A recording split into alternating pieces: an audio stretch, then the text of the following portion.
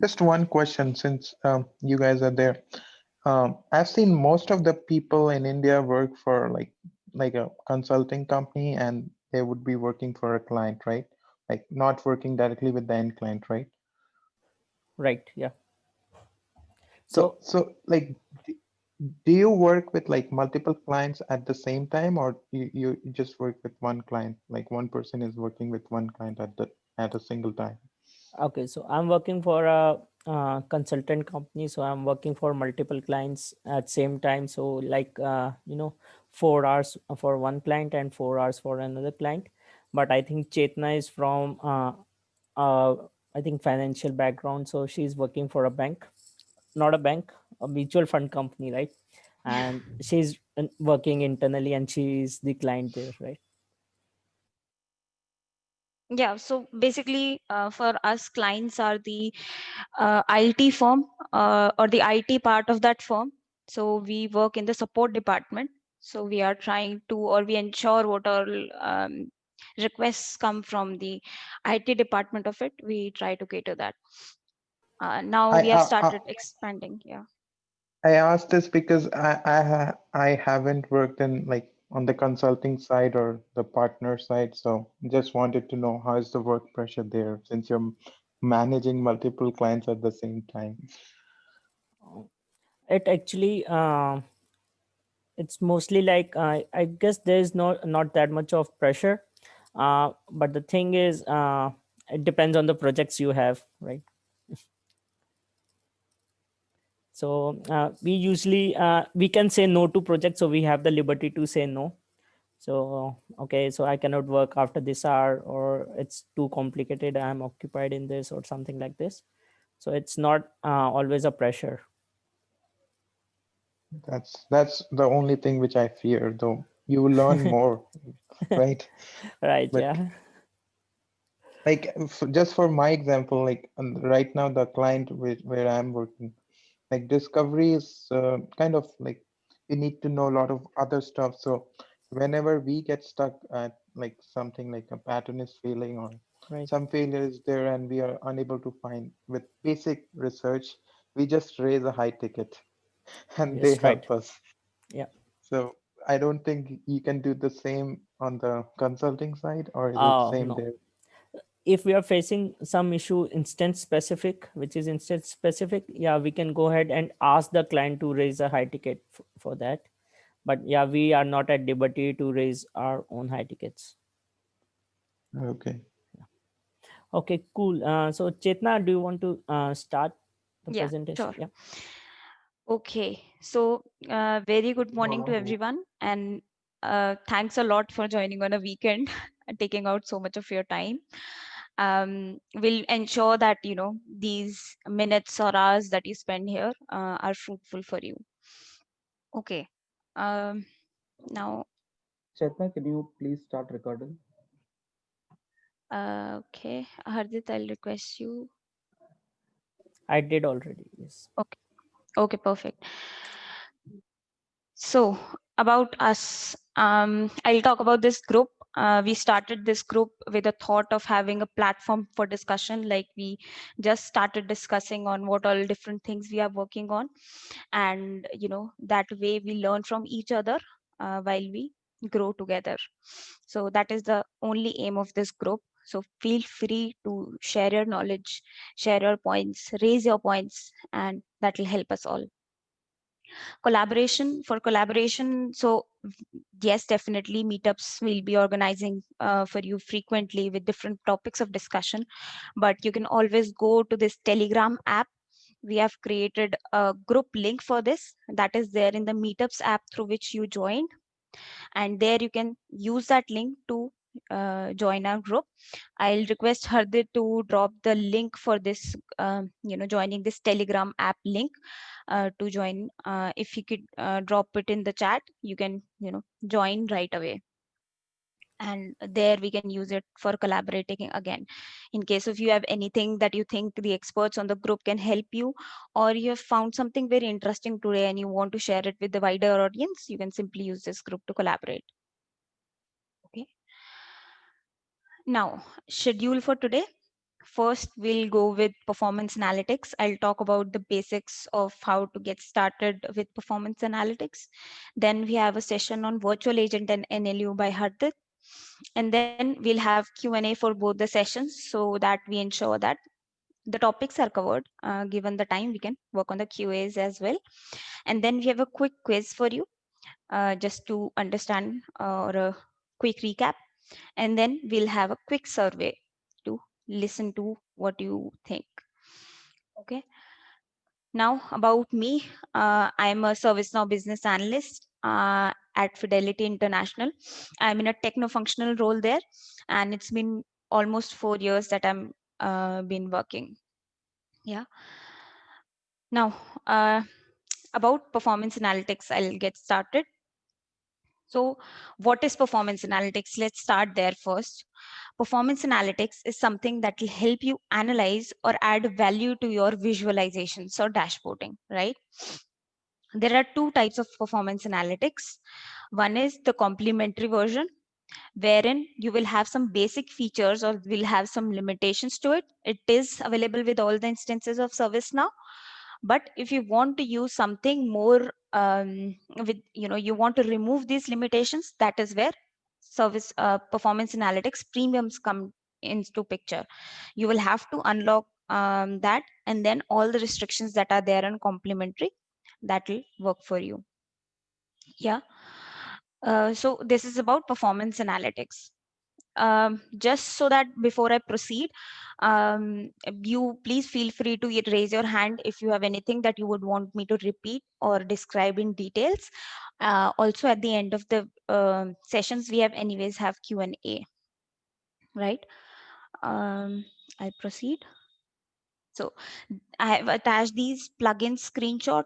You will know what all plugins you need to enable for each of the performance analytics module, and get the capabilities out of the box for that particular performance analytics module.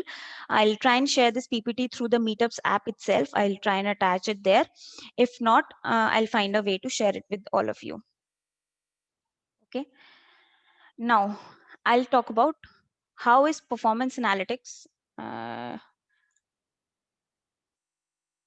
Okay. Now I'll talk about performance analytics versus reporting. As most of us know, there is a reporting feature as well of ServiceNow. But how is it different from performance analytics?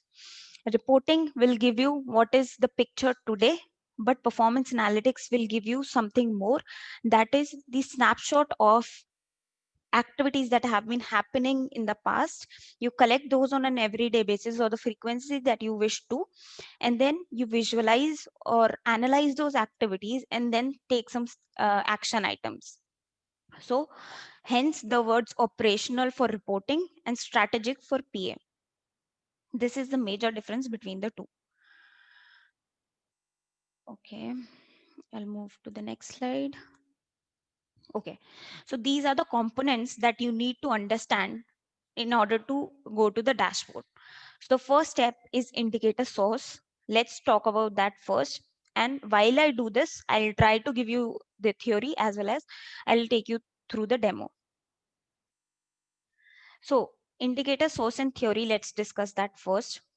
Or in fact, I'll first show you the dashboard that is there. And we understand the use case first, what we are trying to achieve. Then we'll go to how we do it.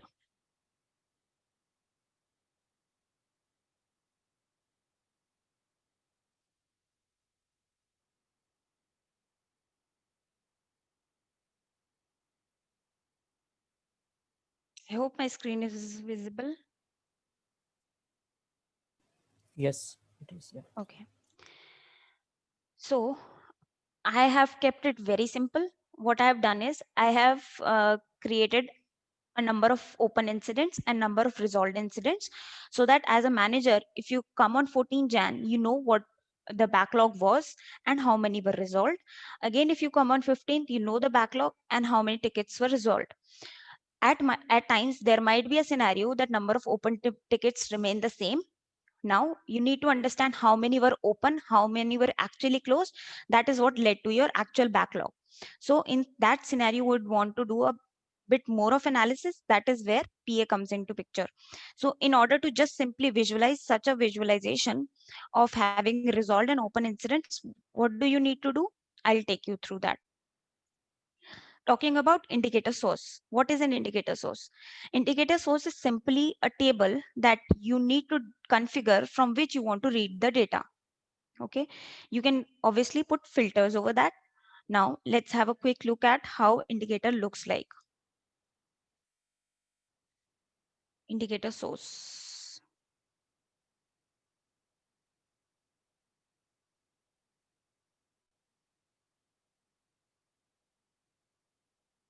Okay, I'll go for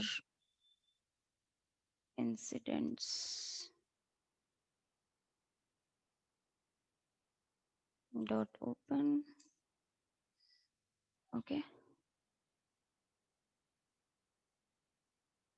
yeah, here you see you want to ensure that you give a meaningful name so that we got to know the table as well as what it contains. Then comes the frequency for which you would want to capture the data. And then comes the fact table, that is the incident table itself, from which I'll be taking my rows and then visualizing. Also, I have put some filters here to say for when I need to get the records for. Yeah, so this is all you need to configure in a indicator source. Now let's come to the next part of it, that is the indicator. Firstly, let's talk theory. What indicator is? Indicator is kind of a measure that you're doing. Now that I've mentioned how many or what all table I will be using to get the data, with that data, what do I need to do? That is something indicator tells you. There are three types of indicators. Keeping in scope only the automated one for this session, maybe in future sessions we'll cover manual and formula. Let's first understand in this session what or how indicators work through an automated indicator. So I'll go ahead and show you. So as you see, I scroll down in the indicator source itself, and in the indicators, you can see there are a lot of indicators or lot of measures that have been defined to say on this table what I need to do. So in short, an indicator source can have multiple indicators mapped to it.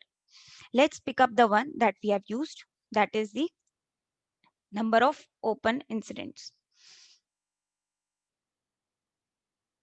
Here, again, ensure that the frequency is same as that of the indicator source. If you try and change it to something else, it will give you an error saying that it should be same as the indicator source. And you can see indicator source is already mapped here. Here, it's given the unit hash because we are taking a count, right? Here I can change it to anything I want my aggregation to be as, and incidents.open is our indicator source like we already discussed. So this is all you need to configure in an indicator. Yeah, so we have done indicator source, we have done indicator. Now we come to the performance analytics job, or we also call it as a data collector. I'll show you that as well. So a data collector, let's go to the theory of it first. What it does is, it is simply a job that we are scheduling to collect the data. We have told the system what table do I want, what calculation I need to do, that is the count. But on that data, you want to perform that activity on a daily basis. That is what this job will do for you automatically. So you can have two types of job, historical and daily, on the basis of frequency that you set. Talking about the daily job, let's see what all it contains. Yeah. So let me go back to the job.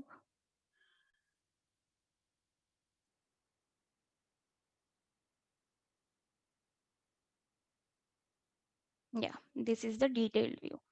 Here again, we have some description defining what is this job doing. We have given the start and end for how many days we are collecting this data. Then we can schedule it or run on demand through this execute now button. Ensure that your indicators are mapped properly to the job. Second thing is the job logs. You want to ensure when you execute your job, the logs are collected without warnings or without errors. That is how you know your job has run perfectly. So you need to ensure this. These are the three major things that you need to understand before you get started. So any questions still here?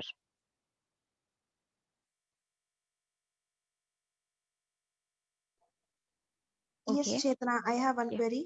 Yes, please. Am I audible? Yes. If you see, we have frequency like daily in the indicator source, and even in the performance analytics job, we have daily.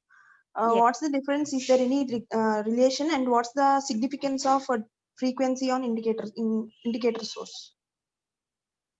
So on indicator source, you are telling how many rows you are picking. So it's a let's say you are adding filters on each level. So let's say at the source, I can have filters. I can have beyond that. If you see on indicator as well, there is a way to add conditions to it. So let's say first you said I only need data for 1 month, right? You map that in indicator source. Then in the indicator you said I need only data for my particular assignment group. That is the way of filtering the data. You might not need your indicator job or your indicator source to collect that much of data and then do the visualization. Considering the fact that it will impact your performance, it is not for your use on the basis of your use case. That is all that is the difference is. I can say I want to collect the data for last 1 year, and then in the visualization I keep filtering it or removing it on the basis of analysis, or I can filter it at the source itself, and then I take that data further in my visualization. Okay, thank you, Chitra. Yeah. So okay, I'll move on. So performance analytics job is done. Let's move to now with these basic concepts, let me try and create a dashboard for you, and then we'll see how I can introduce that in my dashboard. So I'll go to performance analytics dashboard. I'll create a new.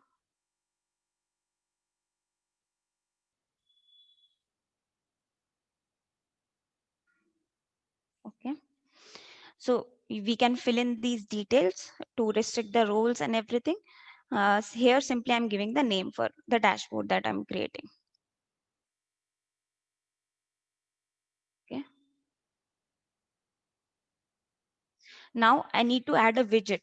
So if I go back to my visualization or the PPT, you see we did indicator source, we did indicator, we did PA. We'll talk about breakdown in future because there might be these are a lot of jargons at once. So I kept breakdown for a bit later. Understanding these three, I'm moving to widget and then the dashboard. Right now, in order to add a new widget or the area where I want to place my chart, I simply click on plus and then I say performance analytics. I'll say breakdown, new breakdown. So this will simply add a blank widget for me. Okay. Now I need to go to edit. I'll say task trend. Here I'll choose time series because over a period of time, I want to see how my tickets are doing or my incidents are doing. I'll choose column chart. And here I choose an indicator.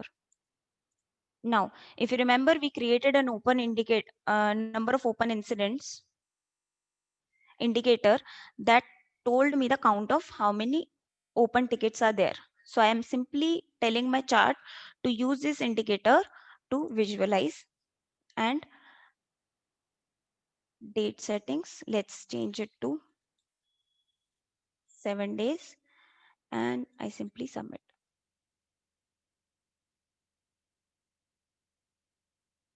Yeah, so it has given me visualization.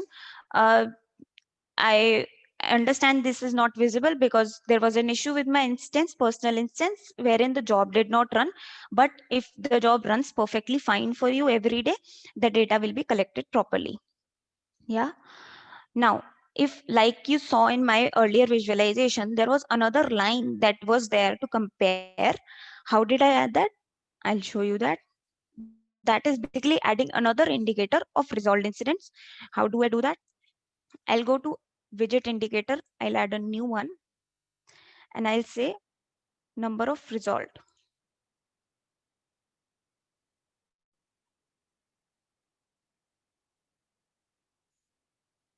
Okay. Here also I kept it line chart, the type of chart. You can choose any on your requirement basis. And then I said simply submit.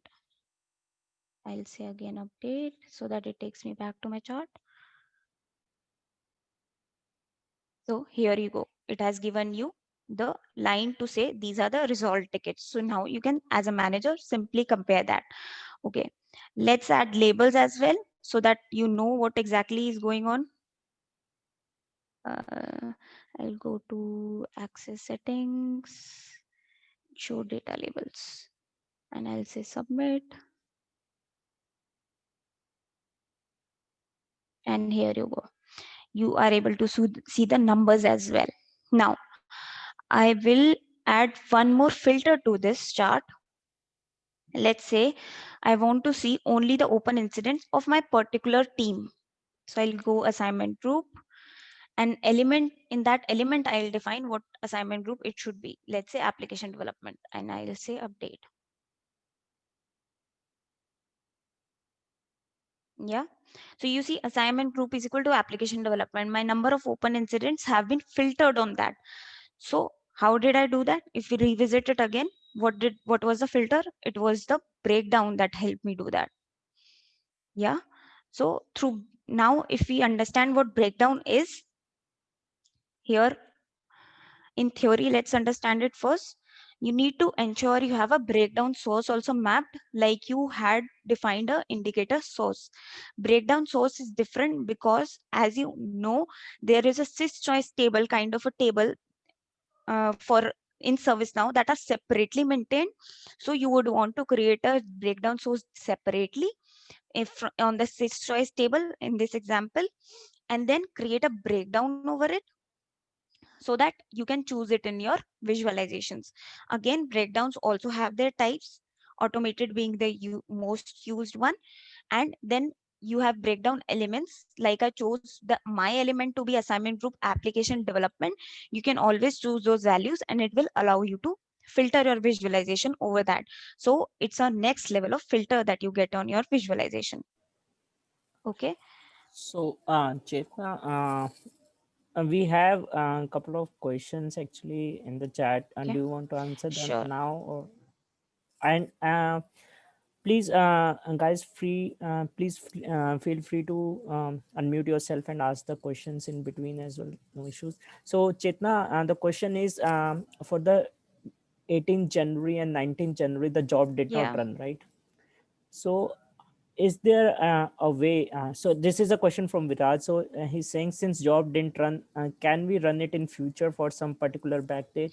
I did not find that option. Otherwise, I would have wanted to correct my data for this meetup as well.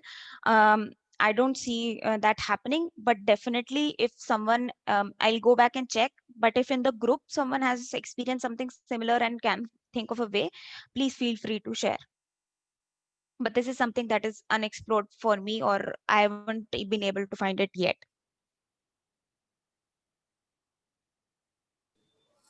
Okay, thanks, Chitna. That's all. Okay. Okay. So that is all about performance analytics for this scope. I just wanted to quickly mention the interactive filter as well, because I found it something that can be really handy for anyone who is working on visualizations. So I just quickly will talk about the interactive filter as well. So as you can see, this is a report that I created. So this did not use performance analytics. This is a simple run report feature that I used to create this report, I would say, or the chart. So if I go here and I want to see my tickets that are there, but again, I want to filter these on an assignment group. So I will choose this as well. So you see my visualization is filtering over that. How? using this interactive filter. So you can simply add an interactive filter to your visualization using this. And then I say, what I chose was assignment group.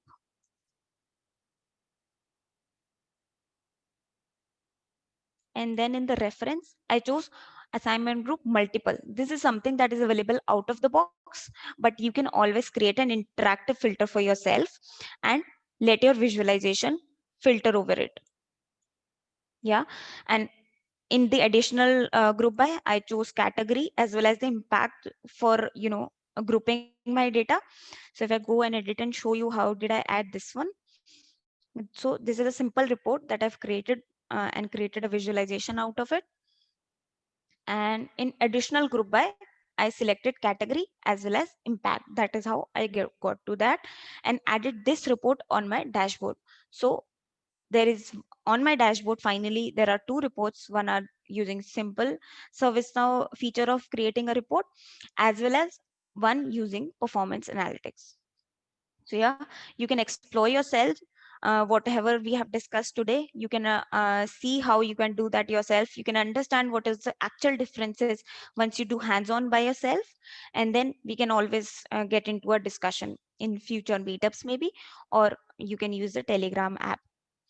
For future scope, I would say what are the good functionalities that we have is Analytics Hub, then we have Spotlight, then we have forecasting and performance analytics. So if I give you a quick glimpse of how Analytics Hub look like, uh, let's go to the dashboard.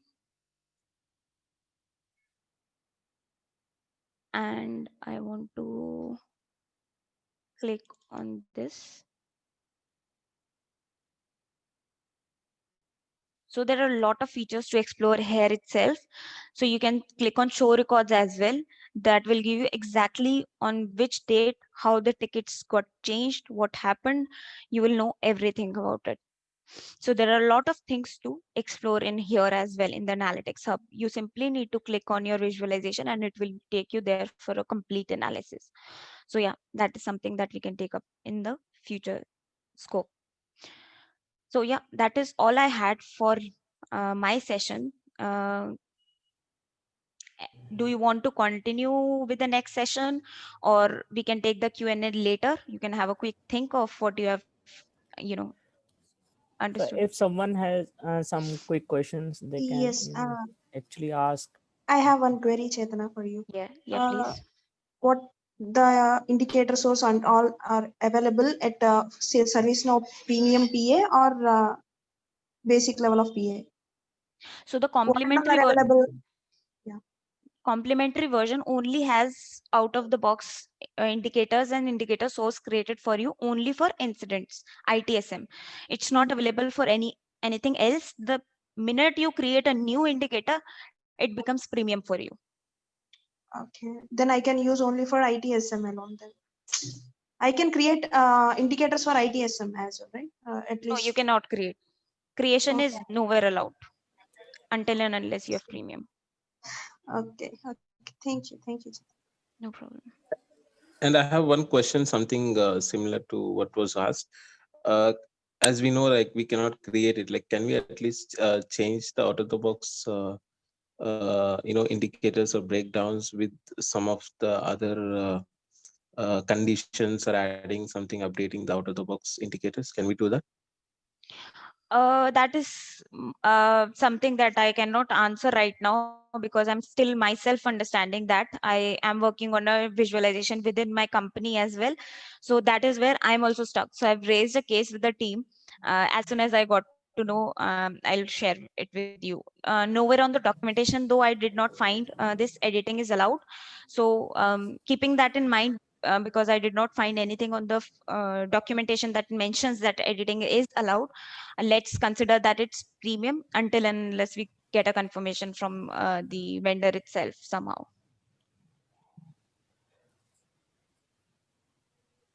Okay. Yeah. Yeah. Thanks. Hutch. And Aziz, Aziz, I guess from my past experience, I think it should not be allowed because anyone can go ahead and make changes and map it according to their own company requirements. and ServiceNow won't allow that, I guess. So that is what my thought is as of now. Yeah, I Okay. also think so. It I will mean, be the same thing. Yeah, there was some scenarios where the client wants some add few of the conditions to the existing out of the box one, since we don't own the subscription or a premium PA. So we're Right. just thinking, but we have not done it. But just wanted curious to understand, is that possible or not? Yes. So Aziz, that is how ServiceNow wants to earn money, right? Yeah, So true. yeah, right. So Raju, you had a question. Thanks. Yeah, I had a question. It could be a silly question because I've not worked on it yet. So my question was basically like we are talking about changing to premium. Mhm. So in out of box, like whatever I practice is just like becoming premium or a generic member. It's all about plugins, right? What we enable. So out of the box allows us to install certain plugins. Isn't it possible that way? Like just enable some plugin and you become premium in out of box instance. So you are talking about out of the box instance. That means your personal instance, right? Yes, that's right. Oh, you can do anything on your personal instance. Yeah, that's what was my question. Like we can try Yes. in our Yeah. personal incident. Yeah, Yeah. Right. Yeah. In personal You instance, can you do can do anything. as much learning as you want. yeah. All right. Thank you. That was my main question. Okay, Thank you. thanks. Okay, Hardit, keeping a track of time, I suggest we start with your session. And guys, I Right. Right. request you to definitely ask your questions in the Q&A section. We'll be waiting for your questions. Uh, Thanks, Chetna. First of all, thanks, Chetna, for this informative session. I guess everyone should be able to go ahead and actually create out of the box PA and use them, right? And also, this was a scenario in my previous organization, actually. So, my manager told there are 5 incidents in the queue today, and there were 5 incidents yesterday and day before yesterday also 5. So are you guys not working at all? So this is a good uh, you know widget to show them that actually 5 incidents were raised on that day, and we resolved all 5 incidents that day. So this is really yeah. helpful, right? Okay, guys, I'm sure you guys have faced this issue, right, before that. Cool. Okay, I'll just quickly share my screen and let me know when you are able to see.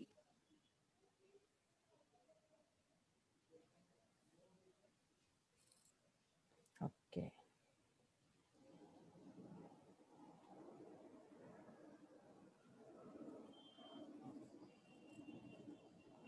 So is my screen visible? Yes, Yes, yes, yeah. Okay, thank you. Uh, Thanks everyone.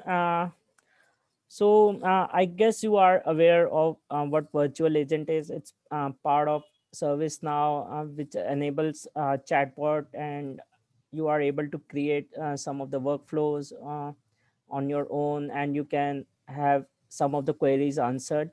So this was introduced in London module, and it has been. I worked on the London module, and actually I'm working now as well, and it has changed a lot, and we have some cool features, and we are yet to explore the Quebec. So it has been also released. So yep. Okay. So first of all, about myself, I'm Hardit Singh. I'm working as a senior solution advisor in Deloitte, and on the community, I'm also pretty active. I'm in the VA community. I'm in top 5, and overall community, I'm in top 200. And please join me on my LinkedIn. Here's the link. I will paste it in the chat as well. Meanwhile, Chetna, can you paste the Telegram link? I wasn't able to copy that. Okay. This is pretty much about myself. And okay, so the first question is, what is a chatbot, right? So anyone would like to answer that? Just unmute yourself, and if you have any idea about that, you might have used it in many websites, I guess. So chatbot is basically answers the what do you call pre-told the statements, like what is the status of the ticket, so when it was raised, like what is the vendor number, like that. Absolutely. So anyone would like to add anything on that, or Yeah, I would like to add, basically it is a kind of artificial intelligence kind of thing where you fed certain question, they match with that, and they answer based on that particular matches. It's yeah, automated thing. yes, correct. Yeah, so this is certainly a bit advanced thing. Yeah, thanks, Raju. Thanks, Rajinder. So anyone else like to say anything else on this? Okay. So chatbot is basically a software application. So I'm talking about a generic chatbot. What is a chatbot? It's an application where we write some lines of codes and it answers according to them. We have certain options. And as Raju said, if we have some artificial intelligence in there, the users can actually type in like tell me a joke or something, and it should understand and respond accordingly. In virtual agent, as the first question, the first answer, we can have get our incident status, we can update the tickets and anything, we can do that on chatbot. Okay. And okay, so why do we have chatbot in our service now? Okay, so right, so there are some questions for your service desk, right? How to unlock your application passwords or your Windows passwords or anything. So it's basically for answering FAQ. It will reduce the load on their service desk, and it will help save them time and actually work on something which is more important. It can provide you the tutorial, and for example, how you want to install the Zoom, for example, right? So it can have a KB article or maybe the steps in the chatbot, and you will be easily able to do that without going to the service desk. Next is querying or updating the records. So if you want to update your open incidents, or you want to see how many incidents are there or what's happening with your incidents, you can do that as well. And okay, so these 2 points, gathering data and resolving multi-step problems. So for example, if I'm facing slowness in my windows, right? So what we can configure in chatbot is we can tell the user, go here and clear your cache, and if it doesn't still solve the problem, then go ahead and maybe remove the unused softwares. It might increase the speed of your laptop. So this is how multi-step problem can be solved.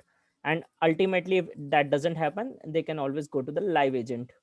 Okay, then gathering data. So if I know my end user will actually ask me some certain questions, right? And I want to gather data before that, saving my service desk team's time. I can ask some questions like, what is your phone number, what is your location, so that uh, he doesn't have to ask himself, right? So it will be pretty much automated, and all the information would be already there. Okay, cool. And any other use cases you want to refer? I know on ICICI Bank's website, we have, like, you can create a FD through a chatbot. You can check your balance as well and all. So is there any other use case anyone wants to discuss? Okay, cool. Okay, so what all we have in virtual agent. Okay, so these are the things which are present in virtual agent. The virtual agent conversational interface, the virtual agent designer, live agent support. So the first one is where we can actually go and chat with the agent, right? And we can have the chatting interface. We have actually configured it on service portal. Second is virtual agent designer, where we can actually design the workflows, which we will be doing in a bit. And the live agent support, which I'll show you how can we configure that as well. So if the chatbot is not able to answer your queries, the chat will be routed to a live agent where he can actually go in, and a human service desk guy will be able to support them, right? So let's go to the demo.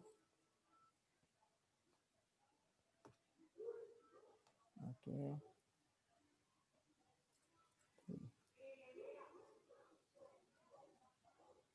So has anyone worked on virtual agent before?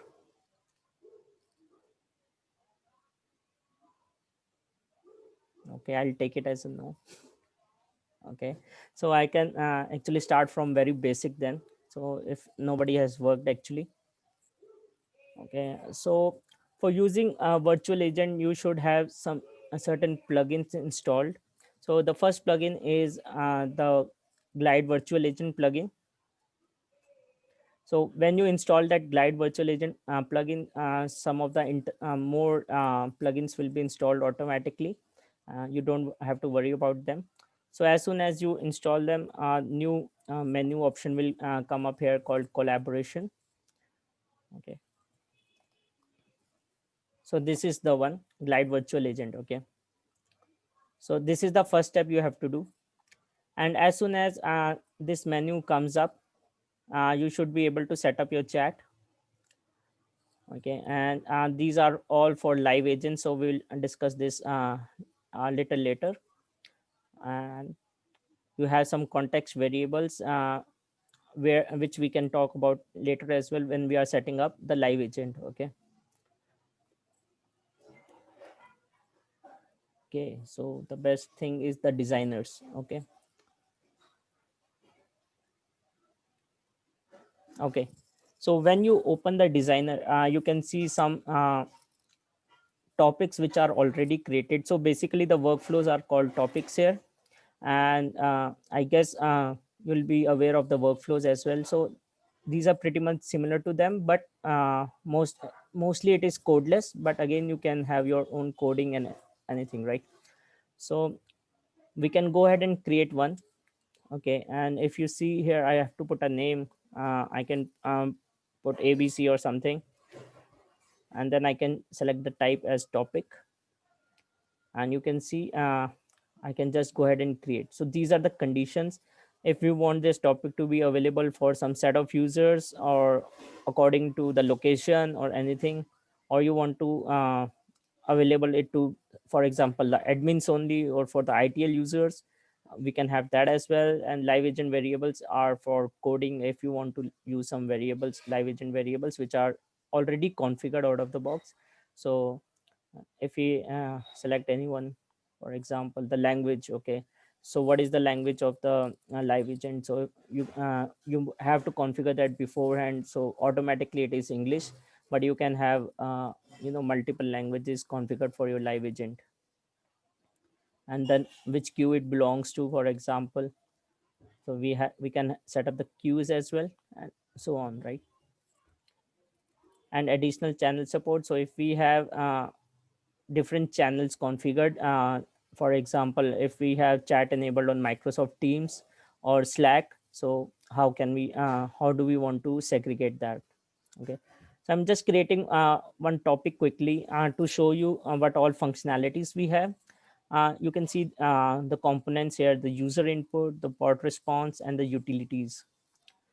Okay, so in the user input, actually I can go ahead and just input this, and I can receive the input from the user, as the name suggests, user input.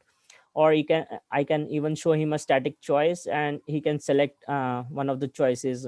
Okay, and for the reference choice, I can refer to a table, and then he can select a value from the table, the boolean, the date, time, file picker, and carousel. So carousel is basically for this capturing the feedback or showing the image slider. So this is about user input. How can we capture the user input? Okay, and if you want to display something to the user, for example, I have captured this from the user, for example, your name. Okay, and I'll say, please tell me your name. Okay, and then I will just drag and drop the bot response here, and saying that show name. So this is the name of the variable, and I will just show your name is, and I will go to the input variable because my it's my input variable, and I'll just go here and I'll choose your name. Okay, and I'll save this, and if I test this, a new window will open where I can see how will it actually look. So you can see, please tell me your name, and I'll say Hardit. So your name is Hardit. So it is how it will look in the chatbot. Okay, so this is a very basic use case. Here you can see some utilities also available. Lookup, so you can look up into any table records. You can write a script and record action if you want to perform any action on some record. For example, some incident you want to maybe add, delete, or update. You can use the record action. Decision is for making the decision if you want uh, a kind of if loop, right? So you can have a decision here. Topic block was introduced in Orlando. So basically I've created a topic, and if I want to refer this topic in some other topic, I can do that as well. So if I have 5 topics created and I want all 5 topics to be called in one topic, I can actually drag and drop all the topics in one. uh, Give me some time, I'll just show you that as well. And also we from Paris we have the custom control. We can create some custom controls of our own, and maybe the input control or output control, and we will take this up in the next upcoming sessions. Okay, so anyone has any questions on creating this very basic flow?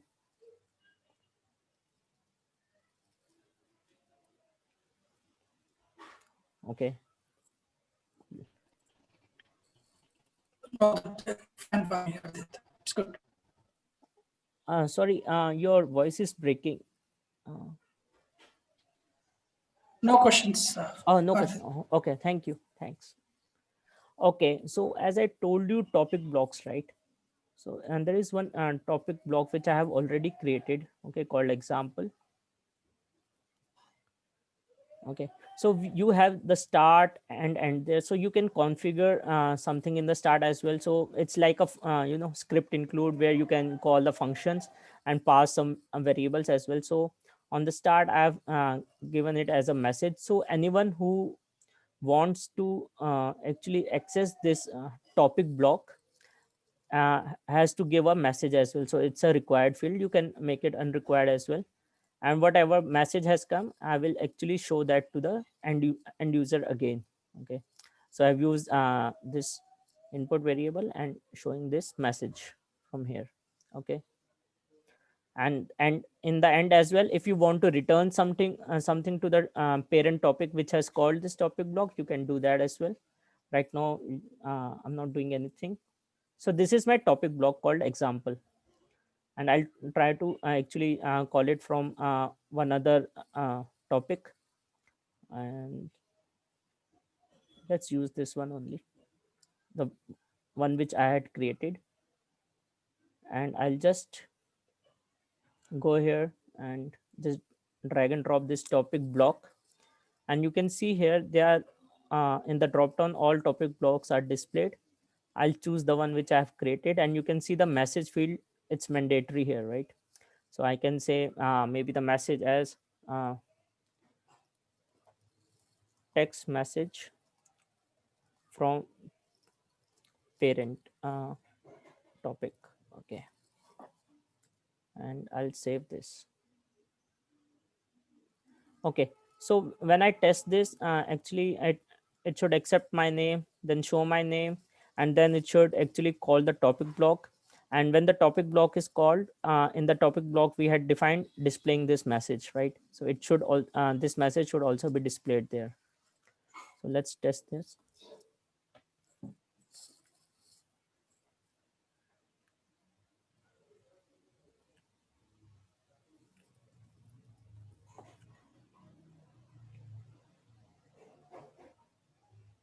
you see this topic block has received your message, and the message is text message from parent topic. Okay, and it has it would have came back here to the end. So this is the topic block. It's a really cool feature. Where we use it mostly is when you are connecting to the live agent. So I had done in my organization, I had created one topic block called call the live agent or connect with live agent, and I had a script in here which actually connects to the live agent, right? Let's see if I have it here. Okay, I have it. So this is one of the topic block which I have also created in my organization, which has only the script action and only one line of code, va system.connect to agent, which actually connects to the agent, live agent. And this had to be used again and again in almost all the topics. So I created a topic block for this, so we don't have to write this code again and again. I hope that makes sense for everyone. Okay. So there is another feature which Sorry, was, sorry to please. interrupt. The connect to agent, is the script include created by you, or is this available out of the box? This is out of the box. So anything with VA system is out of the box. Okay. If connect to agent is there, then to which agent, live agent, it will connect actually? How it is configured in that? Yes, connect to agent? I will discuss that in a few minutes. Okay. Yes, Thank you. right. Thank you for that question. And this one, a feature which I found it really helpful for in our organization called the pre-chat survey. So if you a chat is started, right, and I want to take a survey from the end user, so I can have a pre-chat survey. It's available here under collaboration, the pre-chat survey. And if I want to create one new, right, I'll say demo pre-chat survey. I guess everyone is aware about the surveys as well, right? So let me see if it's okay. I'll just go ahead and create one survey for you. And why actually I didn't create is because I wanted to show a couple of things in there. So I'll go to survey designer and I'll quickly create a survey with very basic survey. Okay, and I can say maybe a string. Okay, and say how are you today? Okay, and I'll name the survey as demo survey. And the most important thing is to go into the configuration and select two things. The first one is it's a chat survey and it's a public survey. Okay.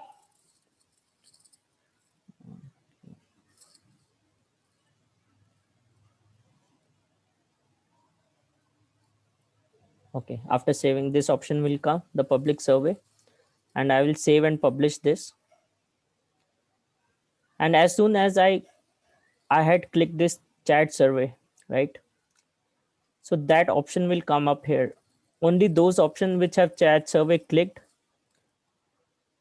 will come up here. Okay, you can see the demo survey here, and you can have conditions here as well, and maybe a script condition, advanced condition.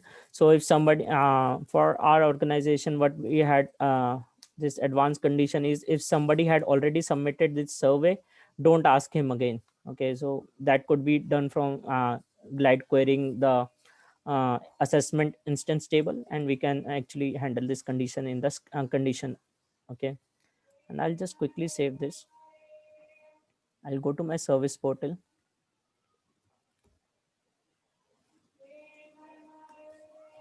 So this is out of the box service portal where I have actually added the chatbot. So you can see at the top right, right bottom. And you can see here, how are you today? So this is the survey which came up, and the user can actually skip this, and maybe if they want to answer, fine. And actually after that all the topics will come up. We can ask the summary here, and okay, so you can see what's your issue, or the out of the box message came up and giving all the options what are present. Okay, so one question here would be, I think nobody has worked on chatbot before, or the virtual agent, how we can configure this on the service portal. It's really pretty simple. So you click control and right click on this and go to page designer. It's just a one step thing. And as soon as this page designer opens, you search for virtual agent in the widgets. You can see here, and just drag and drop it anywhere on the form. That's it. Anywhere on the form, and it will be displayed automatically here. Okay. Cool. Okay. I guess we'll be moving on to the next thing which we will configure is how to configure the live agents. Okay. So if I have like 5 or 10 service desk agents who are accepting the chat request, and how they will respond, how it easy it is, what is their front end, how will they answer from service now. So we can see that as well. So if someone has any questions until here, they can ask. Okay, cool. So let's move on to the chat setup now. Again, I'll go to chat setup. So ensure that couple of options are actually clicked on. So the first one is live chat enabled. So this should be enabled for you guys if you want to use live chat. And okay, and this should be selected as agent workspace global fulfiller UI. If you're using some other modules as well, or you want to use chatbot on CSM, HR, or ITSM as well, you can have agent workspace selected. And there are some other options, live chat wait status. So it will when the chat is transferred to the live agent, it will show the end user that expected wait time is like 9 seconds, 10 seconds, or it actually takes out, there is a business rule written which picks out the average of last 20 chats, how long the user had to wait, and it will show that accordingly. So it's all dynamic. We can give the end users to download the transcript of the chat as well. And if we want to show agent name and avatars, and enable notification for all user if they want to see notifications, and like when the message is received or something. And agent whisper is something, if you there are a couple of agents in the same chat, and with the end user, they can actually talk with each other without the end user knowing that. And this was introduced I think in Orlando only. Yes, Orlando, I guess. Yeah. Okay, this is how you have to set up the agent chat. And then going back to the plugins, you have to install another plugin called Advanced Work Assignment. So this is why we have to do this is to configure the queues. Okay, so if I have a queue to handle all the service desk queries, I have another queue to handle the desktop queries, and another queue to handle something else. So we have to create all those queues here in the Advanced Work Assignment. And as soon as this is installed, you will see Advanced Work Assignment. There is a separate module for this, and you can actually go in here. And if you selected to load the demo data as well, you will see one chat queue which is already created. So basically we can also create one queue. We will create it in a minute. And this is out of the box one.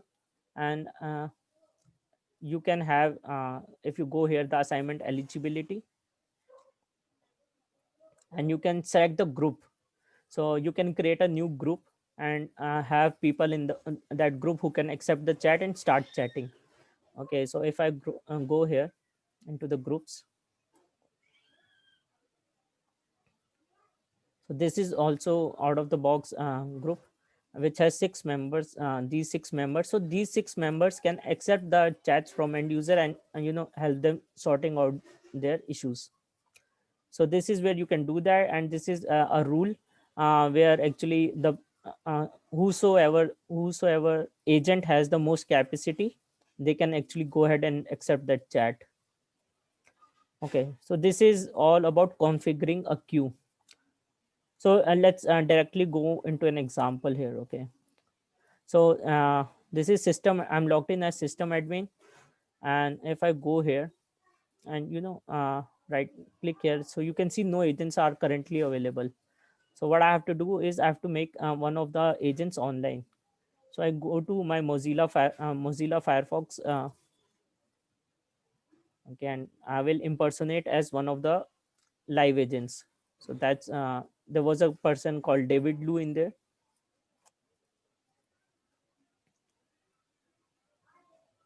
And as soon as I log in, there is one more module called Workspace Experience.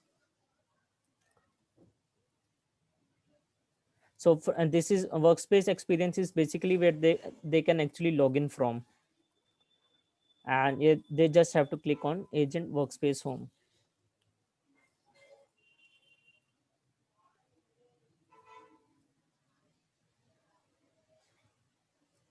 Okay, it's taking a minute. So this is a separate workspace altogether for the service desk agents, and it is really helpful actually, when they are logged in into this agent workspace. They can have their own dashboards, they can have their own queues, they can actually modify this homepage, and they can have multiple home pages here as well. So they can have 2 or 3 multiple home pages or something. And the second option is they can have the list view, which is similar to what is in ServiceNow. And again, the admins can actually modify these list if they admin wants them to see the problem tickets as well. They can add the problem menu here as well. And moreover, the agents can actually go in and add their new list as well. So if they want to see a list which will be visible only to them, they can do that. So they can tell which table to refer and what kind of conditions it should be having, right? So for example, the incident, my groups, incident, okay, and they can have the some of the conditions, right? Assignment group is one of my groups, okay, and I can save this, and this list will start appearing here. Okay, my incident groups. So this is as simple as this. And what we were talking about is how to make David Lu available. So now after clicking this available, and I'll just put on the inbox notifications. So this is not mandatory. The mandatory thing is to put David Lu as available. Okay, I go back here and I then try to click again here on the system admin screen, and you can see contact live agent has been enabled and estimated time is 4 seconds. And as soon as I click this, a chat will be transferred to the David Lu and he can actually go and accept this. And as soon as this is accepted, and they can start chatting with each other. And you can say, hi, I am David Lu. Okay. And if I go back here on the end user screen, you can see they have received a message. Hi, I'm David Lu, and the avatars and the name and everything has changed on this chatbot, right? So it is not now anymore a virtual agent because it has been transferred to a live agent. And the end user can share their attachments from here, or if I go to here, the live agent can also share attachments. They can have they can transfer this to some other queue which will be creating in a minute. And they have some other options. So if they want to create an incident from here and they want to end the chat, or if you want them to create some other record from a custom table, you can go ahead and create a button here as well.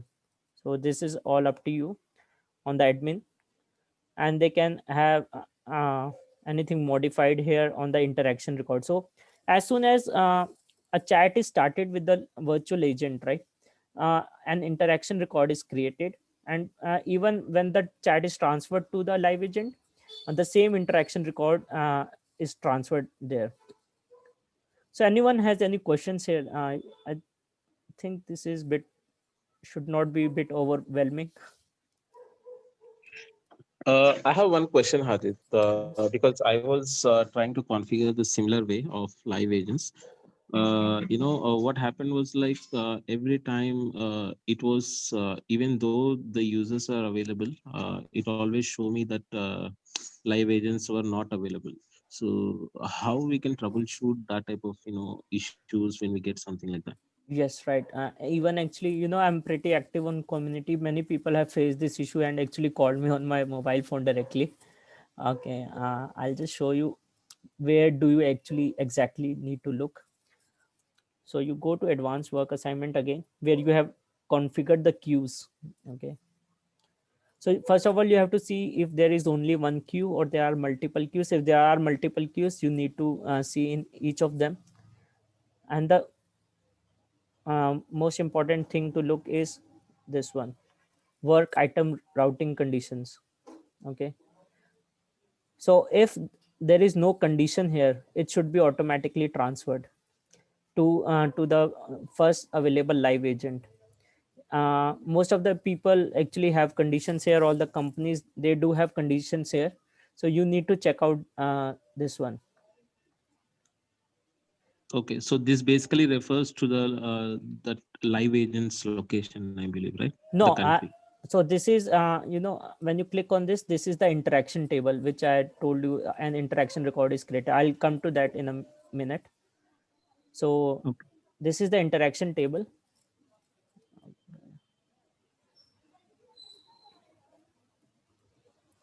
And even if you have any issues after that, even if you are not able to configure that, you can actually let me know. Okay.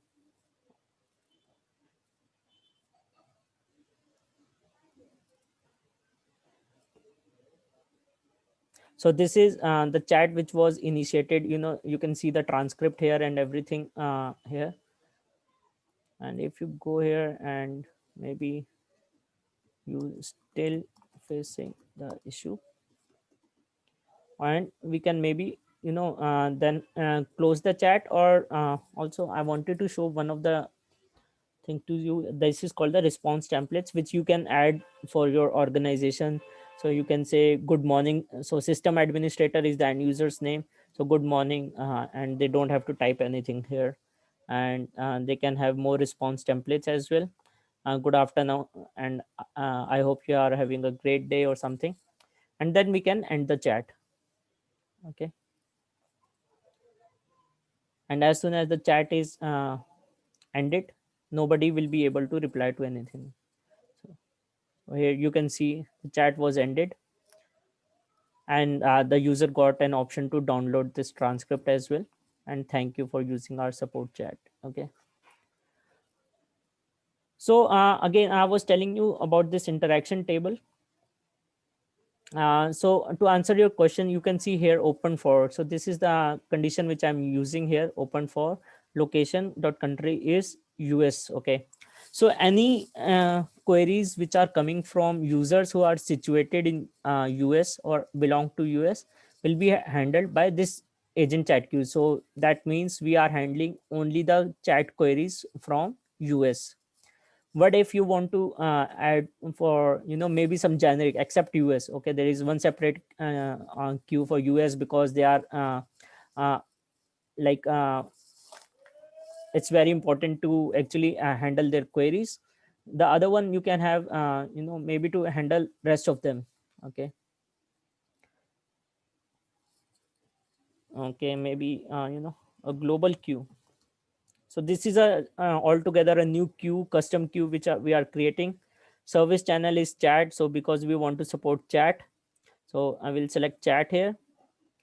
And in the workout routing condition, what we can do is we can have something similar. I'll just do that, show related layers, and then I'll go to open for. So this is the end user's name. In our case, it was system admin, and I'll just try to take out the location and the country of the particular end user.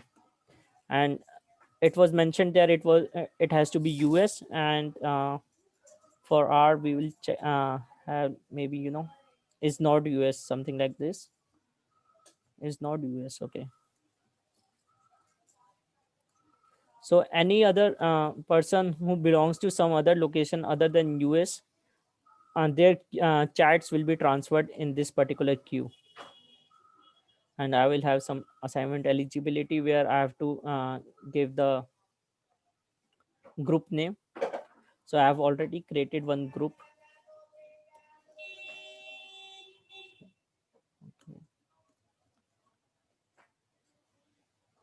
Okay, generic chat group. Okay, there is only one user in there. It's Annabelle.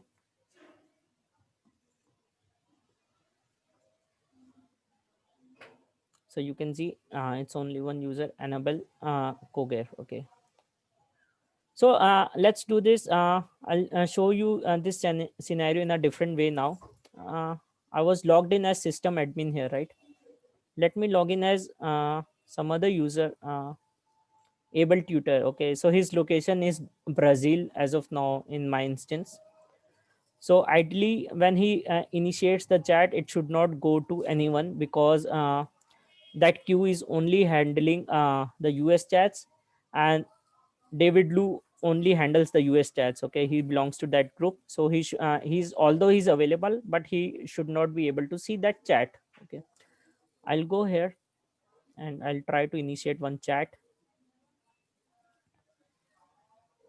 Okay, so how are you today? Also that pre-chat survey came up. Okay, I'll just put thanks. And as soon as I get my topics here, if I click here, you can see no chat agents are available. So that means the people who are in generic chat group should be available to accept the chats which are not coming from US. Okay, so let me quickly go back here, and instead of you know, I will impersonate as Annabelle. Now Annabelle handles all the chats which are coming from whole world except US.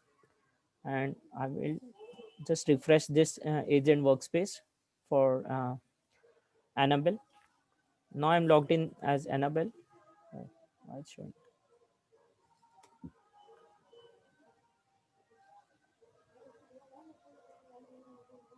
Okay, yeah. So now you see Annabelle is offline as of now. I'll make her available, and after I make her available, she should be able to chat with able tutor. So let me go here and, you know, maybe refresh the page. It automatically refreshes after a few seconds. But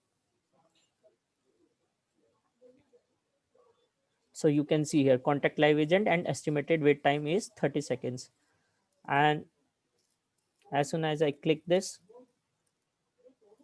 Anna will receive a chat to accept, and she can actually accept this, and you know, they can start chatting now. Okay, so this is how you can have multiple queues. I have actually configured it with respect to the countries. You can have it segregated through maybe the departments, or maybe the kind of query, or maybe anything else. Okay, so any questions here? Yes, Hardik. Can we have multiple interactions for one agent? Yes, they can handle I think up to 10 interactions, and you can have actually that configured as well, how many they can accept in the advanced work assignment. So if you go here and agent presence and capacity, so you can see the capacity is 1 because NML is still chatting with the end user. Yeah. Okay. And usually surveys are the ones which will be like taking as a feedback after the completion of work, right? In generally, but here we have pre-chat survey. Yeah. Do we have anything that can be configured with respect to after the Yes, right, completion of right. chat? Right? So that is the ideal thing scenario which is present already. So if you go into collaboration virtual agent and then go to general settings, so I was about to come to this topic only. So now you have asked the question. So you can have some of the greeting topics configured. So the first topic which comes up is the greeting topic, and similarly if you want to have the survey at the end of the chat, you can select the topic here. Okay, so maybe this is out of the box one, virtual agent feedback. Okay, if I save this one, feedback would be asked automatically to the user. Okay, I'll just refresh this and give you an example here. So this is how simple it is to configure this virtual agent. I have to remove this pre-chat survey. Give me a second. Okay. Okay, I'll just start a topic, maybe, call my topic block, which we had created actually. Please enter nothing. Okay. Oh, okay, it did not actually. I guess I have to refresh this.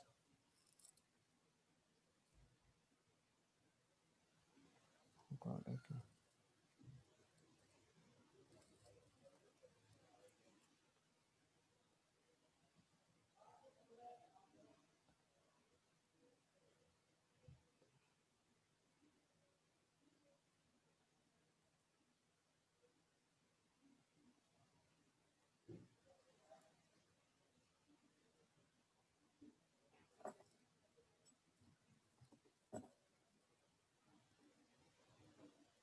Oh, it's not showing somehow. I don't know why it's not showing this survey topic. I can check on that maybe after this call. But it actually automatically should come in, at the end of the chat. I think there is something more we have to configure. Maybe I have to remove this one. Maybe virtual agent feedback here. Okay. This should do that. Okay. So closing topic is when the topic is actually closed. Just remove this pre-chat survey as well.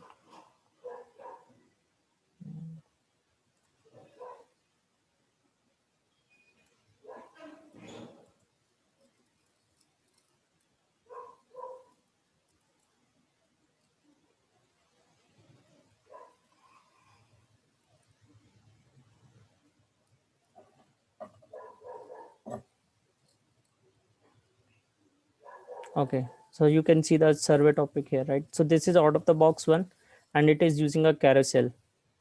Okay, and you can select this, and it will actually submit the feedback. So there is altogether logic written behind this topic, how it is capturing in the feedback table, and you can also have some of your own customization, or you can create your own custom table as well to capture the feedback. Change this image, maybe don't use the carousel at all, give some static choices. It's completely up to you. Okay, I hope that answers, right? Yes, Hardik, thank you. Okay, and similarly we have if you want the greetings topic to be changed, you can actually select any other topic. You can create your own topic, and you can display there. You can select that and show that here. So one of the scenarios which I got was, if there is a major incident going on in the organization, what our stakeholders wanted was to show that there is a major incident going on before even the chat started in the greetings. So it will say, hello, Hardit Singh, how are you? There is a major incident. I am aware that there is a major incident, and this is the incident number which is going on. If your queries related this, we know that this is an incident, and then it will show the other options. So you can customize the greetings topic, you can take a copy of this and have something custom of your own. And this is one of the scenarios which I had caught. Maybe some other people have some other scenarios also configured, right? Okay. So there is moving on. So you can actually go in and change the branding of the chatbot. So right now you were seeing that logo as now here. You can go ahead and make some changes in the logo.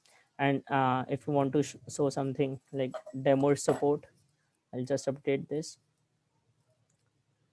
So instead of no support, it should come up here as demo support. So, and you can make changes to the color, to the background, and anything you want. So it's highly customizable. But when I was working in London release, it wasn't customizable this much. So you can see here it changed to demo support.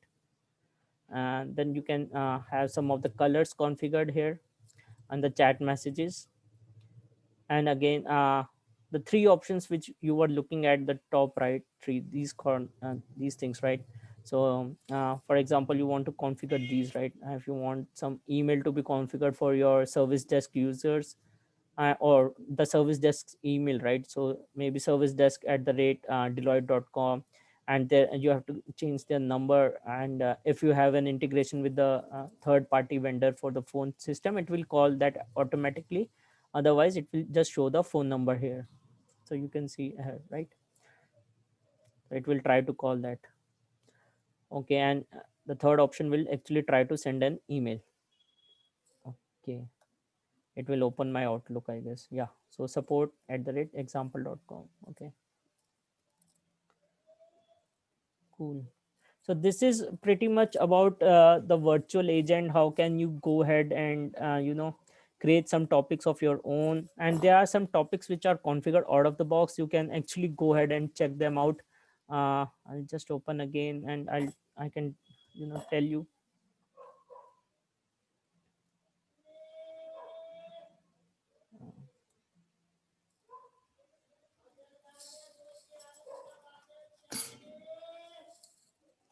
So these are the topics which are already present, like the fallback topic, live agent support, maybe request catalog item, and update address, request for leave, or anything. Okay. So can we ask chatbot to search CI details? Say we have an issue with the store and we want. Yes, of course, Rajinder, you can have that configured. You can actually create a topic which accepts the serial number, or maybe accepts the host name or anything of the CI, and it will show the details about that, and if there are any incidents associated with that. And the second question, is it out of the box? The ServiceNow hasn't configured asset management out of the box yet, because I think most of the people won't have any issues, and they won't be going and searching for the serial numbers and the host names, the end user, because there will be very less number of stakeholders who will be actually concerned with when the asset is down, right? Most of the people will be saying my Outlook is down, so they won't be saying that Outlook is hosted on this server, and this is its serial number and it's down. So this is how we can show a major incident. That's it. Hope that answers your issue question. Guys, you Yeah. can unmute as well. I think we missed one question from Anmol. He says that if this recording will be available of the session on YouTube or somewhere. Yes, right. So I'll upload it on my YouTube channel, guys. It's available here. It's in my name only, and you can actually go and search Hardit Singh, and you will get that idea. And your channel. So this is my channel, Hardit Singh, and you can actually go and check. I will upload that today's recording as well. Okay, I have some videos already made for a pre-chat, or how to import intents and everything on the virtual agent and NLU stuff. Okay. Okay. Moving on. I hope we don't have any more questions, please share the link if possible. Okay, I'll just share.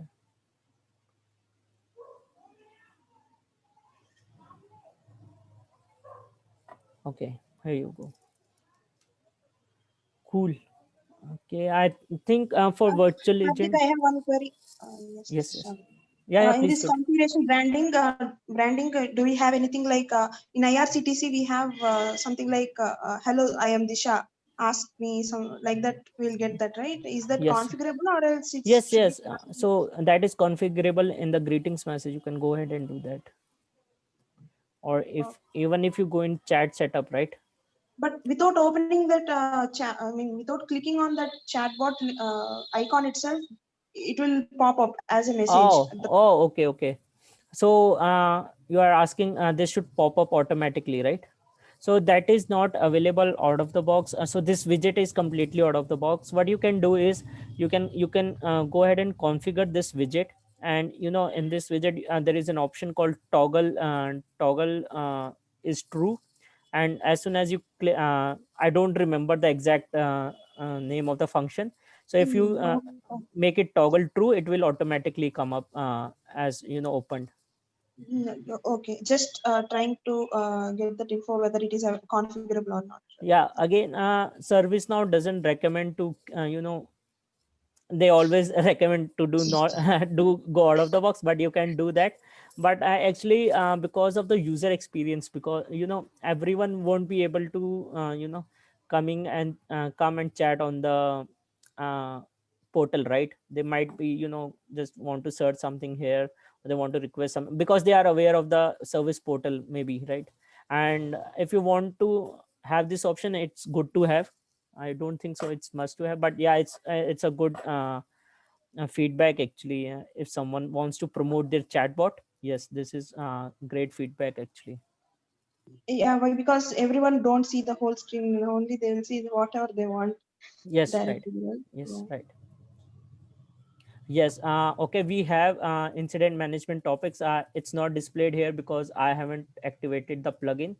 So you guys, actually I don't like to use the out of the box one, because I don't like, because they are bit more complicated than they should be, because for even creating an incident, there are like many steps in there. Yeah, it's completely up to you. You can go ahead and have that activated. So ITSM NLU. So this is ITSM virtual agent conversations. So you can go ahead and install this. Okay. And maybe for the NLU as well, you can go ahead and do that as well. Cool. Hope that answers your question, Subhash. Okay, cool. And thanks everyone. And moving on to the one of the most easiest and the complicated topic I've seen in this virtual agent. It's the NLU. Okay, so basically, if anyone with the name, or if they have heard about NLU, they can actually speak up.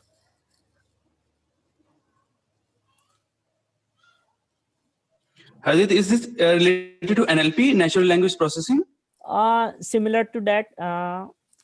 Natural NLP is a bit more advanced, because you can actually go and do the programming and twist as much as you want, like in a Java application. NLU is ServiceNow's functionality, so it's obviously it's a tool, so we can twist less number of things. So this is one. It is Okay, similar okay. to that, but it is not that. Okay, so NLU is natural language understanding, where we try to understand what the user is typing, and in ServiceNow we will try to understand that. For example, I want to apply for a leave. Okay, so ServiceNow's virtual agent should understand the user is asking how to apply for a leave, or he wants to look at the holiday calendar, or maybe he wants to look at the holiday policies. So this is how we have to configure that accordingly. So for that, ServiceNow recommends to actually go into Studio. So I hope everyone is aware of Studio, the standalone alone applications. So I've created one there called NLU test. This is already created. And I'll just minimize everything. And here actually you will have an option NLU model. So you can actually click on create application file and then go down the bottom and say NLU model and then create. Okay. And you will be able to create one NLU model for yourself. Okay. So I said that I named it as my first model for this demo. Okay, and if you go here and look at the properties which you get at the start only, so you can rename or name your model, and the confidence threshold is like when ServiceNow's AI is 60% sure that what user has typed, it will show that particular topic only. Okay, so you can actually have like 70% because uh, ServiceNow recommends 60 because it is ideal when you are actually starting with your NLU journey. And when your NLU is mature down the line after 2 years, you can make it 70%, 80%, or maybe 90 if you want, right? So initially, if you try to have NLU configured, as a one shot thing, it won't happen because you don't know what the users will be typing. A person from India might be typing something else, and from China might be typing something else in English, and maybe from Australia they will type something else. So we have kept it 60%, or you should keep it 60% initially. But as your NLU or virtual agent is like older or maybe more experienced, they can have you can increase it to 70 or 80%. Okay, cool. Okay, so there are a couple of important terms in here called the intents. And so intent is basically what the user is trying to say. Okay, so in my example, when I said that I want to apply for leave, so that means I want to go on leave. So that's my intent. Okay, so I want that NLU should tell me something about when I want to go to the leaves, right? So I have created one of the intents called jokes. Okay, so just on a lighter note. Okay, so it will be easier for you guys to understand. Okay, so when the end user types, that is called utterance. Okay, so how many types they can utter. Okay, what's on my mind. Okay, so user can go to the chatbot saying I'm bored, or maybe they can type bored, or they can say joke or tell me a joke, or maybe you can guys can tell me something else, what what users can type, right? uh, and we can add all of those utterances here. Okay, so whatever I think user can type. So for utterances, what we did initially in our organization is we went our organization was is worldwide, right? In China, in Japan, in India, in US, and in other countries, Brazil and all.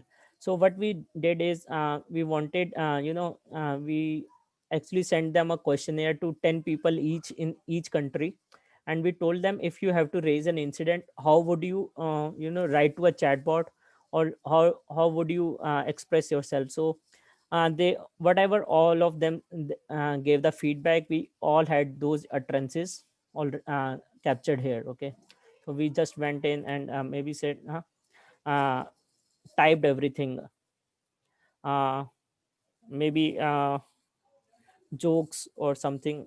You can add anything. Okay, so until these two things are clear, right? The intent and the utterances, right? Okay, so I have another intent also. We'll talk about it in a minute. And what I will do is I will just go ahead and train this. I'll train my model, and I'll try to test it. And I have to give an example here. Maybe I can say uh, I am getting bored today.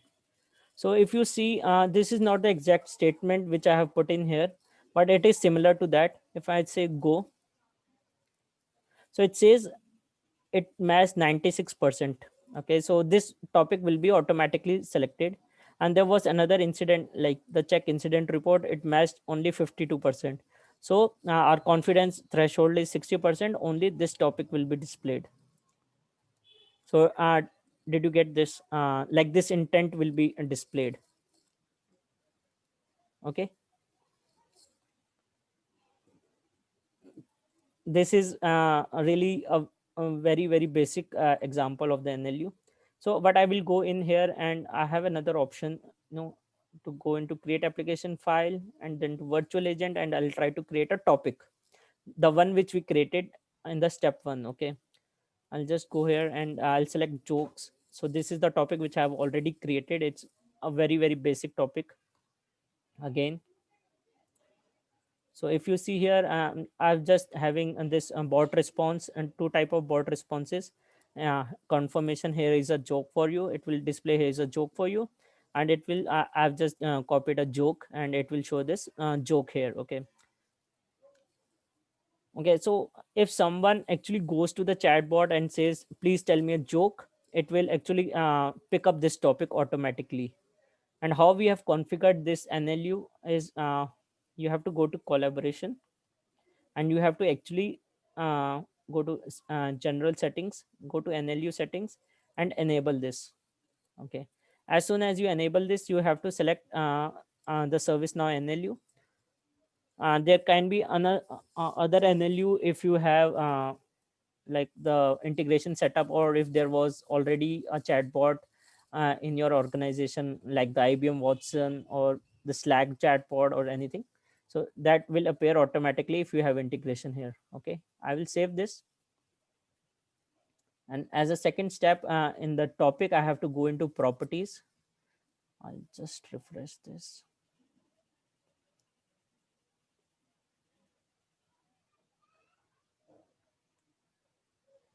So while creating the topics, you will have to select, and a new menu will come up, and you have to select which NLU model you want it to be.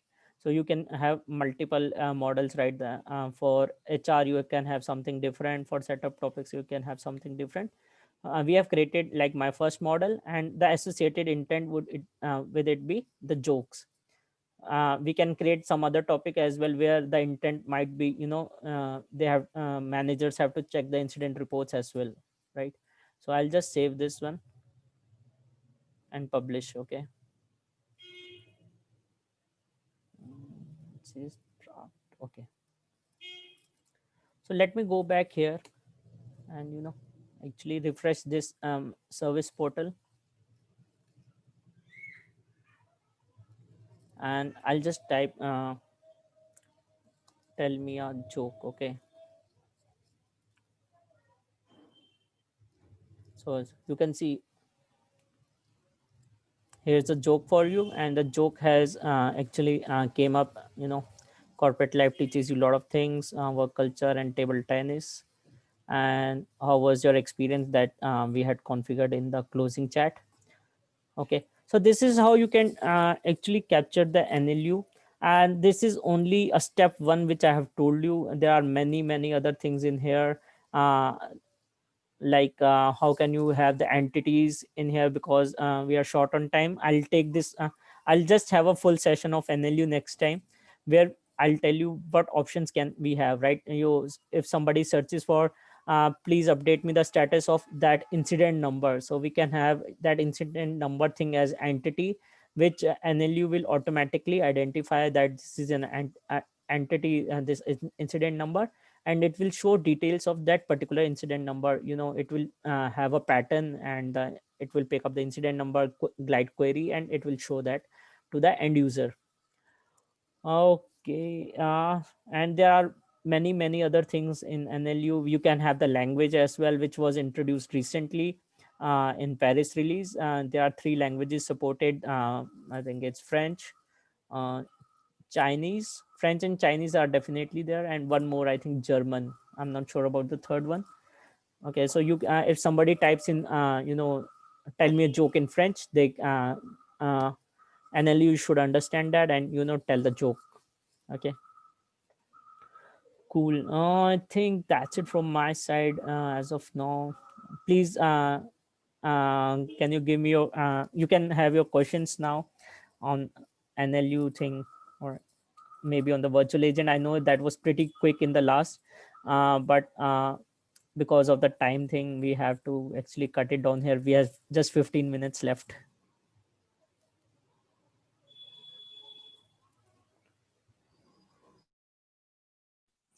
Harit, first of all, like I enjoyed really this session. It was really informative and I loved each and every part of it.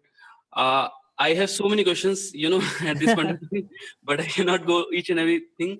I can just ask one of the major questions that comes to my mind. First Okay. about, can it keep the conversations? Like if I'm talking about the advanced level of NLU, so let's say like, we are asking what's the status of my incident.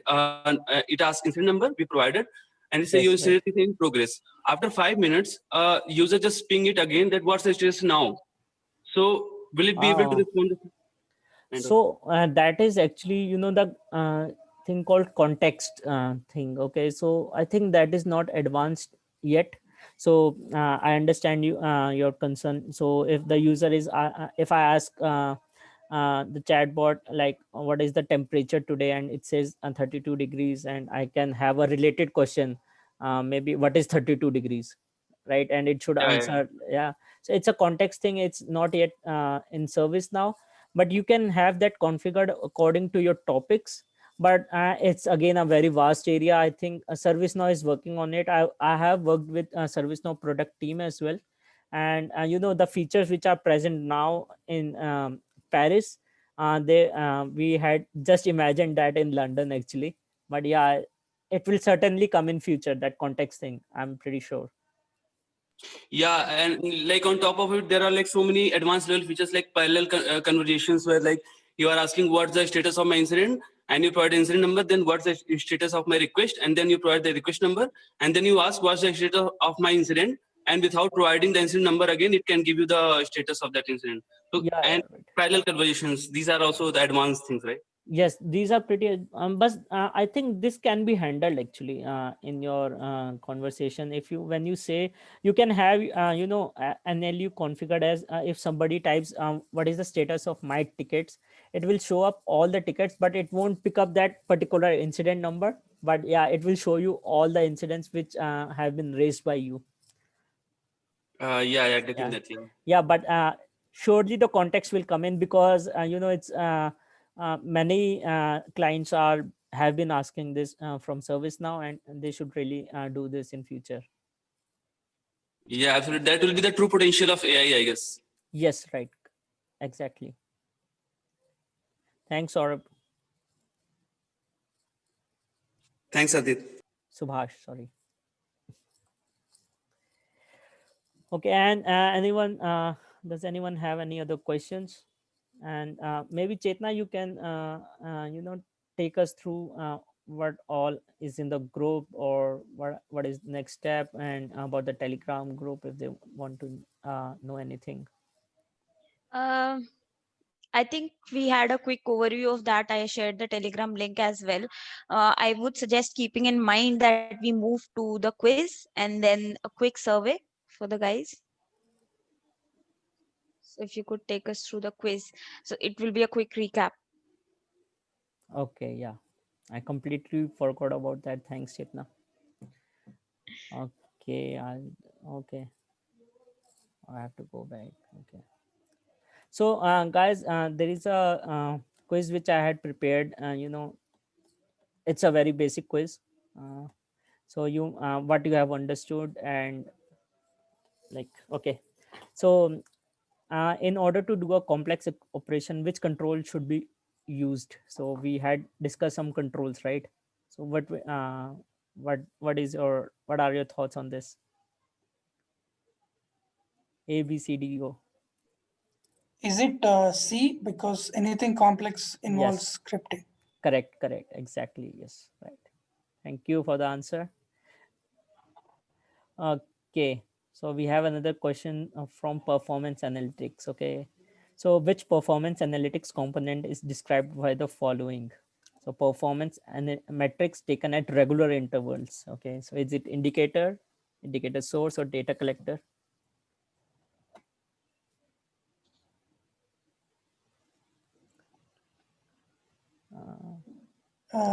Is it indicator I Or- guess Chetna. or a data collector? Maybe Yeah, indicator. yeah, data collector, I guess. Yes. Oh, indicator. Okay. Okay. I have to go to through session again. Okay. Cool. Thank you. Okay, so virtual agent has some pre-built conversations which I had showed you, right? So can you name? There are multiple actually in here. ITSM. ITSM, HR, CSM. Yes, Okay. ITSM. Yes, right. HR, ITSM, and CSM. Cool. Yes. Okay, so true or false, performance analytics can be run on any ServiceNow instance. They were talking about premium performance analytics. It can be run on any instance. Okay, right. Yeah. So the basic one is available on each and every ServiceNow instance. Great. Okay. So what is not the capability of conversational builder? Okay. So I showed you conversational builder drag and drop. So we can what we can not do here. So crude is like create, update or delete. Okay. That we didn't say. B. I think B is the answer. No, which we cannot do. Maybe the rest calls. Sorry, rest calls. Rest calls. So in according to the first question, we can do complex things in script action, right? So we can write a rest message there, right? We can, yeah. What is branching? So branching is something, the decision box which I showed you, right? The So if timers is left. yeah, timers is left now. Yeah. Yeah. Okay, it's good. Hardik- Actually, we actually discussed all of the Top points, yeah. points. Yeah. Yeah. Please go ahead. Yeah. Yeah, there was one question Subhash was asking, like he meant to say that keep the conversation going like Google, the Google conversation builder. But I have also one question, like let's say user asks some questions and he'll go offline, like he won't ask for next 10 minutes or so. Yes. Yes. So will it automatically close the It will. chart? It will actually. So you can so in the system properties you can have a timer. So for example, you can time out the conversation after 10 minutes, 20 minutes, 30 minutes. It's up to you. But again, when they come back, the chat will, if for example you have a timeout of 30 minutes, right, and you come back after 25 minutes, so the chat will start exactly from there only. Okay. Thanks, Rajan. Okay. So Hardeep, I have one question. In the previous question, it was like in the conversation builder. Can we do glide CRUD operation? Is it suggested to update anything through conversation builder? So yes, so if you remember, so there was one utility called crude. Oh, sorry, I'm sorry. That is called record action, right? So it is recommended to do that, so it's not an issue. Yeah, I think this will align with the role. Yeah. Oh, okay. Okay. Thank you. No, the slide mode. Oh, how do we go to that particular? I know Bottom right. No, F. Slide. Okay, sorry. Slideshow. Yeah. It will start from here only, right? Yeah, it will. So nothing is happening just now. Okay, here. Okay, got it. Okay. So what are the three kinds of control used in virtual agents? So you might have seen all those, right? Yes. So one was, you can go ahead and say, you can maybe guess if you don't know. User input, bot response, and conditions. Okay, user input, I'll say utilities. bot response, and utilities. So there were three options, right? If you go ahead, Yeah, utilities, yes, bot response, and panel. user input here. Cool. Okay. So, okay. When are the conversations transferred to live agent, right? I did not cover this. I forgot. I'm sorry about that. But yeah, maybe you can take a guess. Is it manually by the user? Yeah, this one I show. So this is correct. Yes. There is an option on the top right corner. Yeah, correct. to do so. Exactly. Yes. So when an unrecoverable error occurs, maybe. Yes, correct. Yes. Great. Okay. And there is one more which I had showed you, the triggered by the script connect to agent, va system dot connect to agent, right? Okay. Yeah. Okay. Cool. Okay. I think I'll put in the chat right. a survey link, guys. So it will take I 1 don't minute. think more than more than 1 minute or lesser even. Even if you I can see if even if you want to say something about the session, meanwhile Chetna is copying that, maybe you can help us in a better session next time. Was it too technical, or you want it to be more technical, or maybe one topic a day or something like this, maybe a demo, more presentation? And if you can go ahead and do that. Yes, please. You have sent it to me, Chetna, direct message. Yeah, Hardit, this is Rajendra here. So it was really fine session. Both Chetana and you did really well. So I'm completely new to service now, just to say, like I haven't even given CSA exam. Okay. So I was able to get understand it a bit. Thank you for this. And thanks Rajinder for joining. And it's our primary aim was to is to help the guys who want to learn ServiceNow. And if you are even familiar with ServiceNow, if you want to learn new modules, so that's the primary aim. And even if when you are doing something complicated, you can maybe discuss that on the group, so that other people are also aware of that particular scenario. And definitely we'll be looking out for some of you guys to be the speaker next. So you don't have to be an expert to be able to start. So like I started performance analytics a few months ago. I did a few use cases in my firm, and that is when I started thought of sharing it with everyone else. So it's perfectly fine if you think that this is something that you new explored and you would want to share it with others. There might be someone experts also might be joining you. They will also ask you questions, give you suggestions. You will also learn something new. So yeah, I think that will be great if you think you can be the next speaker. We are all open for it. Sure. Okay. Yeah, I would like to say something. Thank you to both Hardit and Chetna. It was a wonderful session, and most of it, like whenever we used to analyze through any new topic in ServiceNow, basically, so the first thing is to see the materials from where to start. So I think this is a very good initiative. And when we go to ServiceNow, it charges a huge amount, Yes. So it was really helpful. And NLU and this virtual agent was something which I had been looking, to look into it from quite a long time, but I didn't get any time. And I'm also not working in these topics. So this was really good.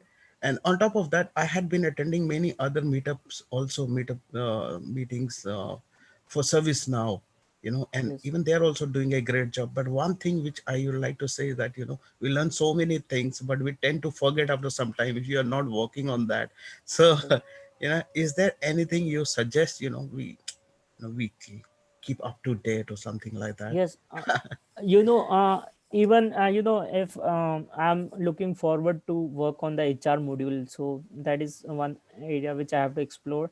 I know the ServiceNow material is too big to even learn, because where to start, because when you start from the page one, it actually is referencing maybe to the last page. It might be a possibility, right? And it will just bombard you with the terms, right? And that's the thing. I guess you should actually what you should do is look out for the YouTube videos from ServiceNow community as well. I know you think you know about Chuck Tomasi, right? If there is something already there on, I think they explain it in a better way. And when you have the free personal instance as well, so whatever they do, you can do a basic scenario of that, right? So even if you go today or maybe in the next week, right, you can go ahead and create one basic scenario of the virtual agent, right? You will have all the confidence in the world because it's really Yes. easy. It's just drag and drop. Exactly. So it's nothing. Yeah. So even just a basic, because ServiceNow is trying to make everything codeless, so that is where it will be helpful for us as well, right, to Yeah, learn easily. So yeah, that's right, Hardik. that is the Yes. agenda here. So the first that first push that you need to get started, I think that is where Yeah. we will be good here in this group. So next time, let's say you share about something that you started and we have been thinking since long to look into it. We will That's definitely right. do that. Yes, right. So yeah, Yeah, we'll be definitely. looking. And Hardit, what you told, like ServiceNow is trying to do everything codeless, but still in the market, the demand is that who knows the coding, and whatever is codeless, they don't value it. I'm telling the thing is, whatever is present in out of the box, it basically has everything, but people are not happy with that. Yeah, The companies are not happy with that. that's Yeah, true.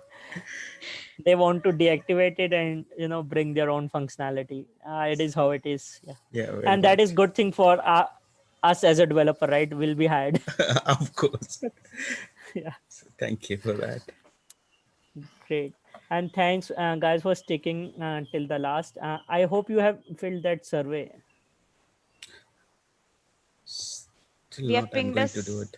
yeah, Survey Monkey link. So please just go ahead, and we have kept it very short so that we don't take much of your time.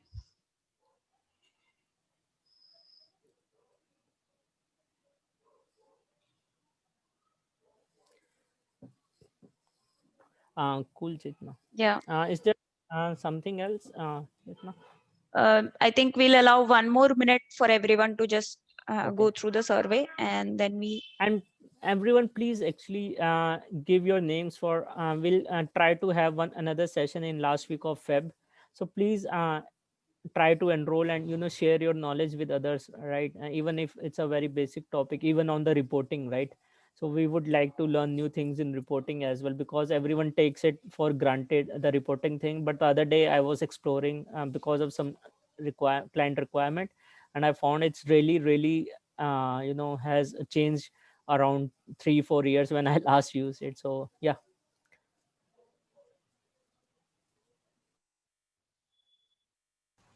So contact number is only for the one who are ready to present, is it?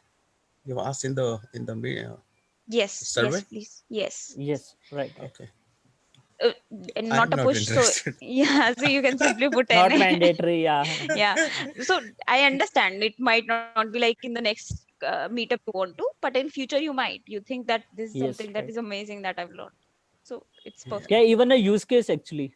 So if Yeah. you have dealt with a use case, yeah, which is kind of peculiar, or it's not present out of the box, and you think everyone should be aware of that, this is also a situation which can happen in ServiceNow. Yeah. Yeah, that will be great. Yeah. Yeah, sure. Might be down the line if it is continuous Yes. presentation by you guys or something. Do you have any plans to continue this for such kind of discussion in future? I'm end Yes, of the yes. February is just way too long. By the time we might forget each other. Something. I No, think no. very frequently will be something for others also not to join, and similarly we'll also have that want to have that bandwidth to again do all the preparations along with the next presenters. So the frequency will try to be as more frequent as possible, but even then if we go very frequently, every month would be something that we would be targeting. Yeah, that would be So, yeah. great. Yeah. So monthly, our target is monthly. Fingers crossed. Yes. Yes. Yeah, that's very good. Thank you. Okay, and thanks everyone for Yeah. joining. And it was Thanks. really great meeting you guys, and thanks for asking such questions.